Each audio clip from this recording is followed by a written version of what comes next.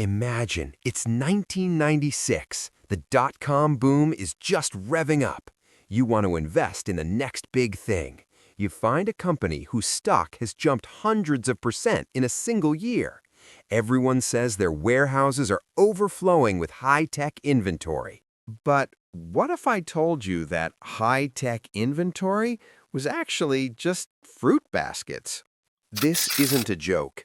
This is the bizarre, true story of Centennial Technologies, a Wall Street darling that used the most ridiculous method in history to commit a multi-million-dollar fraud.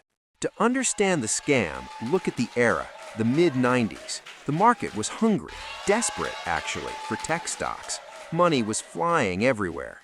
Enter Centennial Technologies, based in Massachusetts. They made PC memory cards. It wasn't sexy, but it was essential hardware for the growing computer market. The man in charge was CEO Emmanuel Pinez. To the outside world, Pinez wasn't just a CEO, he was an absolute magician. Under his leadership, performance was astonishing. Stock went from $12 to over $55 in a single year. They were the best performing stock on the NYSE. Investors thought he was a genius. Here comes the twist. But it was all a mirage. Pinez was running a classic cooking the books operation. Real sales were dropping, but to keep that stock price high, he needed to show growth. So the management team just made it up. They recorded millions in sales for products that never shipped. They created fake invoices for customers who didn't exist. But here is the problem with accounting fraud. Eventually, auditors come to count the inventory. You can fake an invoice, but you can't fake physical boxes in a warehouse.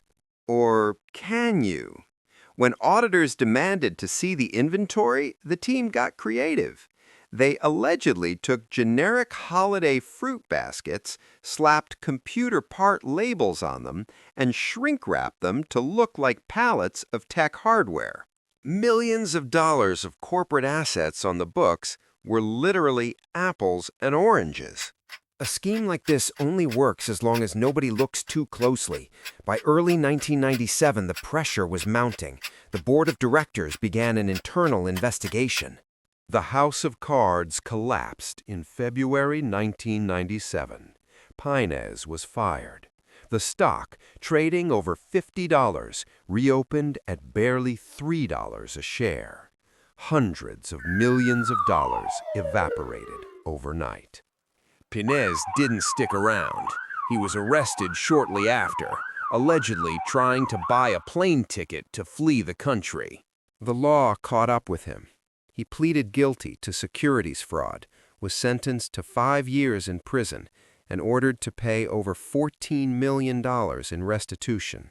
The Centennial scandal remains a bizarre, cautionary tale. Always check under the hood, because sometimes that company with the skyrocketing stock price might just be selling you a basket of fruit.